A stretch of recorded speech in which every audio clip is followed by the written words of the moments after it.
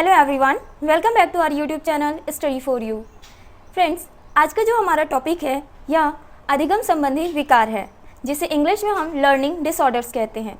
ये वीडियो के बाद हमारी कुछ सीरीज़ चलेंगी जो एक एक दो दो मिनट की होंगी, और इस वीडियोस में ये जो सीरीज़ होंगी 5-6 सीरीज़, इसमें हम सिर्फ अधिगम संबंधी विकार को ही जानेंगे।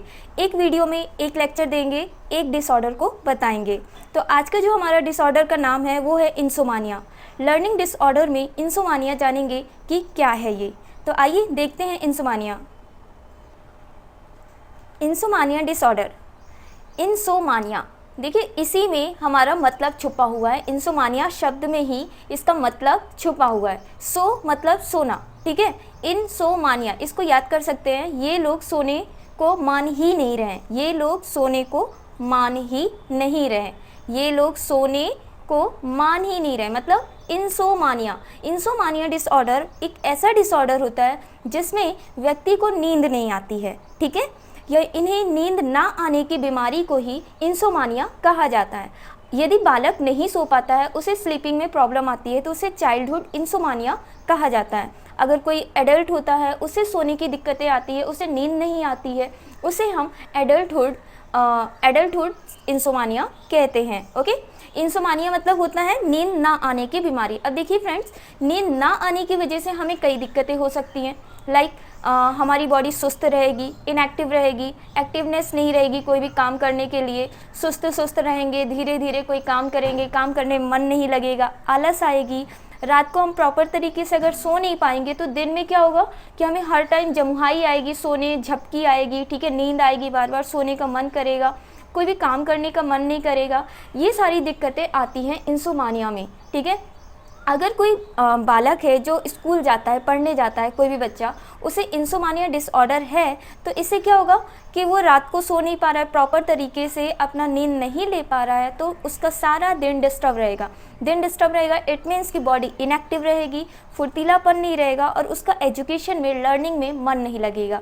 मेन इसका यही है, लर्निंग डिसऑर्डर में एक बड़ी रुकावट है कि अगर आप प्रॉपर तरीके से नींद नहीं लेते हैं तो आप अपने माइंड को एक्टिव नहीं रख पाएंगे और प्रॉपर तरीके से स्टडी या कंसंट्रेशन नहीं कर पाएंगे। ओके, ये होता है लर्निंग डिसऑर्डर। यहाँ पे हम देख सकते हैं एक बच्चा है जो कि क्लासेस में सो रहा है, जमुहाई ले रहा है, तो ये सारी दिक्कतें बालक को इंसोमानिया डिसऑर्डर्स दिखाती है। क्या होता है कि जब बालक प्रॉपर तरीके से नींद नहीं ले पाते तो वो क्लासेस में ही सो जाते हैं, या फिर ट्यूशन में या घर में सेल्फ स्टडी करते करते वो पढ़ना तो चाहते हैं पर उन्हें इतनी आलस आ जाती है, इतना नींद आ जाती है कि वो सो जाते हैं। उसमें भी वो प्रॉपर तरीके से नींद नहीं ले पाते हैं, 5-5 मिनट में जग जाते हैं, थोड़ी थोड़ी देर में जग जाते हैं, मतलब उनकी नींद आधी अधूरी रह जाती है, ठीक है। माइंड को पूरी तरह से आराम नहीं मिलता है, इसकी वजह से इनका पूरा दिन डिस्टर्ब हो जाता है। अब इंसोमानिया डिसऑर्डर को दूर करने के तरीके भी कई हैं। जैसे यदि आप प्रॉपर न्यूट्रिशन लेते हैं, प्रॉपर न्यूट्रिशन मतलब आप बैलेंस डाइट लेते हैं, तो इससे दूर हो सकती है इंसोमानिया की दिक्कतें।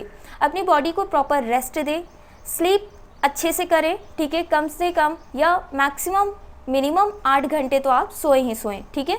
सनलाइट ज़रूर लें, vitamins, life style, sports, body care, ये सब करना बहुत ज़रूरी है। इन सब करने की वजह से इंसोमानिया जो डिसऑर्डर्स है ये दूर हो जाएगा। इससे क्या होगा कि हमारी लर्निंग प्रोसेस अच्छे से इफ़ेक्टिव होगी, ठीक है।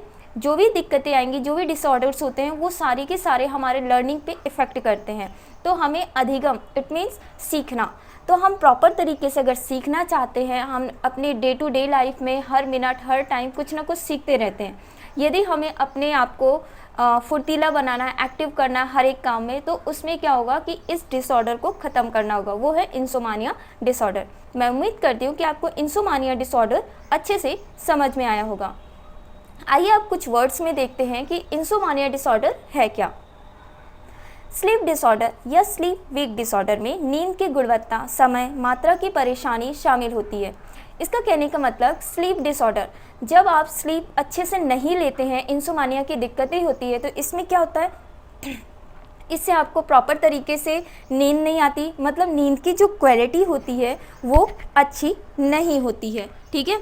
और आप कम समय में ही सो पाते हैं। इट मीन्स अगर आपको 4 घंटे सोना है लेकिन आप प्रॉपर तरीके से 1 घंटे भी नहीं सो पा रहे हैं, थोड़ा थोड़ा जग जा रहे हैं, बीच बीच में आपकी नींद डिस्टर्ब हो रही है, उठ जा रहे हैं, ये सारी दिक्कतें आ रही हैं और मात्रा में परेशानी होती है। मतलब नींद की गुणवत्ता, उसकी क्वालिटी, टाइम और क्वांटिटी, इन सब में दिक्कतें होती है, जिसके कारण दिन में एक्टिव रहने में और कामकाज करने में कमी आती है। स्लीप डिसऑर्डर अक्सर चिकित्सा स्थितियों या दूसरे मानसिक स्वास्थ्य स्थितियों जैसे अवसाद, चिंता या संज्ञानात्मक विकारों के कारण भी होते हैं। इंसोमानिया को अनिद्रा रोग भी कहा जाता है। क्या कहा जाता है? अनिद्रा रोग। तो इंसोमानिया जिसे अनिद्रा मतलब होता है नींद ना आने वाली दिक्कतें। अनिद्रा, पैर हिलाने की समस्या, नार्कोलेप्सी और स्लीप एपनिया जैसे सामान्य नींद विकार आपके जीवन के हर पहलू को प्रभावित कर सकते हैं, जिसमें आपकी सुरक्षा, रिश्ते, स्कूल और कार्य प्रदर्शन, सोच, मानसिक स्वास्थ्य, वजन और मधुमेह और हृदय रोग का विकास शामिल है। गाइस, अगर आप इंसोमानिया, देखिए इंसोमानिया डिसऑर्डर किस वजह से होता है? आपके माइंड में कुछ ना कुछ चलता रहता है, आप डिस्टर्ब रहते हैं या किसी चीज़ की चिंता कर रहे हैं, ठीक है, या फिर कुछ ऐसी हार्मफुल चीज़ें यूज़ कर रहे हैं जो आपकी हेल्थ के लिए सही नहीं है। तो इंसोमानिया डिसऑर्डर की वजह से आपको शुगर की दिक्कतें हो सकती है, हृदय रोग हो सकता है, ये सारी चीज़ें हो सकती है। पर्याप्त गुणवत्ता वाली नींद ना लेना आपके जीवन की गुणवत्ता को प्रभावित कर सकता है।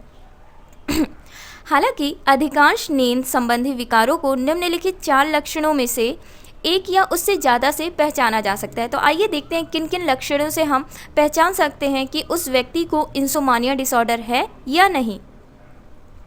आपको सोने में परेशानी होती है, बार बार नींद थोड़े समय में खुल जाती है। गाइस देखिए, इंसोमानिया कोई पर्टिकुलर टाइम पे नहीं होती है, ठीक है, ये कभी भी किसी को भी हो सकती है, ना ही कोई पर्टिकुलर एज में होती है। नींद ना आने की दिक्कतें किसी को भी कभी भी हो सकती है। आप जब ज़्यादा परेशान होंगे, जब आपकी हेल्थ बिगड़ेगी, तब आपको इंसोमानिया डिसऑर्डर्स हो सकते हैं, ठीक है। अगर आपकी नींद बार बार खुल जा रही है थोड़े थोड़े समय में, इट मीन्स आपको इंसोमानिया डिसऑर्डर है। आपको दिन में जागते रहना मुश्किल लगता है, सारा दिन थकान महसूस होता है, सुस्त सुस्त सा लगता है रेस्ट की ज़रूरत है, पर फिर भी आप सो नहीं पा रहे हैं, प्रॉपर नींद नहीं ले पा रहे हैं। इससे पता चलता है कि आप इंसोमानिया डिसऑर्डर्स के शिकार हो रहे हैं। अगर सर्कैडियन रिदम असंतुलन है, जो एक स्वस्थ नींद कार्यक्रम में हस्तक्षेप करते हैं। कहने का मतलब जो सर्कैडियन रिदम है, इसका काम होता है हमें प्रॉपर तरीके से नींद दिलाना, ठीक है। हमारी नींद में, हमारे स्लीपिंग में वर्क करता है सर्कैडियन रिदम। अगर सर्कैडियन रिदम असंतुलन है, ये बैलेंस में नहीं है, तो इससे क्या होगा कि हमारा नींद डिस्टर्ब होगा और हमारे नींद में डिस्टर्बेंस होगा, राइट। नेक्स्ट वन इज़, आप असामान्य व्यवहारों से ग्रस्त हैं जो आपकी नींद को बाधित करते हैं। मतलब यदि आप प्रॉपर नींद नहीं लेते हैं तो आप कुछ ऐसा बिहेवियर करने लगेंगे जो आपके एक्चुअल बिहेवियर से अगेंस्ट होगा, असामान्य बिहेवियर्स हो जाएंगे आपके, ठीक है, जो कि आपके नींद को बाधित करते हैं। तो फ्रेंड्स, ये था हमारा आज का टॉपिक। मैं उम्मीद करती हूँ कि आपको समझ में आएगा। आज थोड़ा सा बड़ा हो गया, नेक्स्ट वीडियो में हम इसको 1 से 2 मिनट का ही बनाएंगे, इससे ज़्यादा नहीं बनाएंगे। आज हमने इंसोमानिया डिसऑर्डर पढ़ा, नेक्स्ट वीडियो में हम डिस्लेक्सिया और डिस्कैल्कुलिया डिसऑर्डर्स और भी काफ़ी डिसऑर्डर्स हैं जो आपके सीटेट, यूपी टेट और बाकी टेट एग्ज़ाम्स के लिए बहुत ही महत्वपूर्ण है। हर एक एग्ज़ाम में एक क्वेश्चन तो ज़रूर आता है, ओके। यदि वीडियो पसंद आई हो तो वीडियो को लाइक, शेयर एंड चैनल को सब्सक्राइब करना ना भूलें। Thank you.